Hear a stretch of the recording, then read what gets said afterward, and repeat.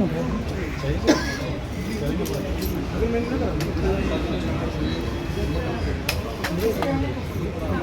ये border cross करते हैं वहाँ पर भी करने की जरूरत है, क्योंकि हम जानते हैं कभी पंजाब से आ रहा है, कभी कहीं से आ रहा है, वहाँ पर सख्ती और बढ़ाई जा सकती है। देखिए, जो हमारा सफेयर है जेड के पुलिस का, वो इंटरनल है। यहाँ पे स्वागत है कि आप इतने शॉर्ट नोटिस में यहाँ पे आए हो। आज की जो प्रेस ब्रीफ है, ये एक फायरिंग केस जो है, ये 2 और 3 की रात को निकी तवी के एरिया में हुआ था। उस केस को नवाबाबाद पुलिस ने सॉल्व किया है और 2 अक्यूज को हमने इसमें अरेस्ट किया है। उस सिलसिले में ये रखी गई है। मैं आपको बताता चलूं कि 2 और 3 की रात को निकी तवी के एरिया में एक फायरिंग इंसिडेंट होता है, जिसमें एक बंदा इमरान खलील नाम का बंदा है, वो उस पे जो है जानलेवा हमला किया जाता है अननोन पार्टी द्वारा। उसको जो है वो फायर लगता है। उसके बाद वो बंदा जीएमसी में एडमिट होता है। हमारे पुलिस स्टेशन नवाबाबाद में उसमें एफआईआर रजिस्टर होता है। उसके बाद उसमें जो है तफ्तीश जो है स्टार्ट होती है।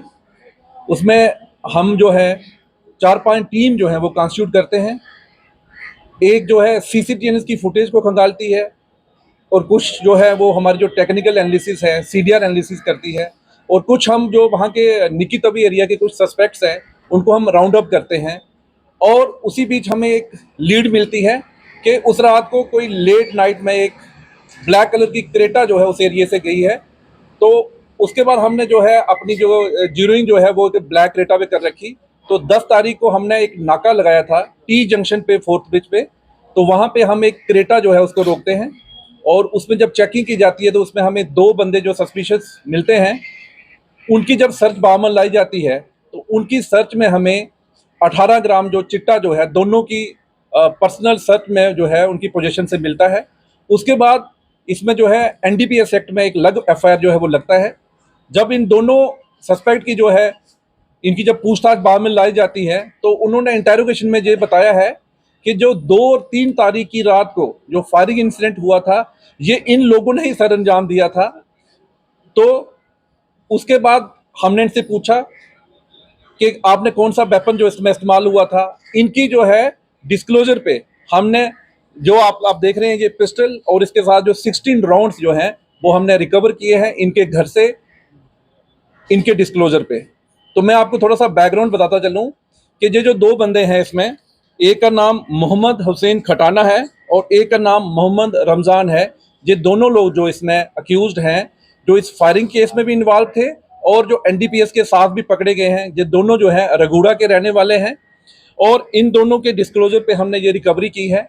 और अगर हम इसके बैकग्राउंड में जाएं तो ये इन्होंने बताया है कि जिस दिन ये फायरिंग इंसिडेंट हुआ उससे एक दिन पहले ये निकी तवी में किसी से चिट्टा लेने गए थे। एक जो नोटोरियस ड्रग स्मगलर वहाँ का है, तो उससे जब ये चिट्टा लेने गए तो कुछ इनके पैसों पे कहा सुनी हुई, बाद में इनके बीच में लड़ाई जैसी हुई और जो निकी तवी का ड्रग स्मगलर है उन्होंने जो मोहम्मद हुसैन खटाना है इसको जो है वो थप्पड़ मारा है। तो उसी चीज़ है ये बंदा जो है अपने साथ मोहम्मद रमज़ान को भी ले जाता है और अब ये फायर करते हैं इमरान खलील पे। इमरान खलील कौन है? जो बंदा जो है उस ड्रग पैडलर के घर के साथ ही था। इनको ये शक हुआ कि ये शायद उस पार्टी का इन्फॉर्मर है, ये हमारी मूवमेंट को जो है वो ट्रैक कर रहा है। तो उस पर इन्होंने फायर किया। तो फायर करने के बाद उसको बंदे को जो इंजर करके जो है वहाँ छोड़ के भाग गए। तो इससे जो है ये जो हमारे इसमें 2 केसेस लगे हुए हैं। एक तो जो फायरिंग केस था वो हमारा सॉल्व हुआ है। इन दोनों नोटोरियस जो क्रिमिनल हमने पकड़े हैं, उसके साथ साथ इनकी पोजीशन से जो है हमें एनडीपीएस जो है नारकोटिक्स जो है वो मिली है और एनडीपीएस एक्ट में इनके खिलाफ जो है एफआईआर रजिस्टर हुई है। और मैं आपको बताता चलूँ, इसमें हमने एक पिस्टल, 16 लाइव राउंड और साथ में एक ब्लैक कलर की क्रेटा वो जो है वो सीज की है। Thank you.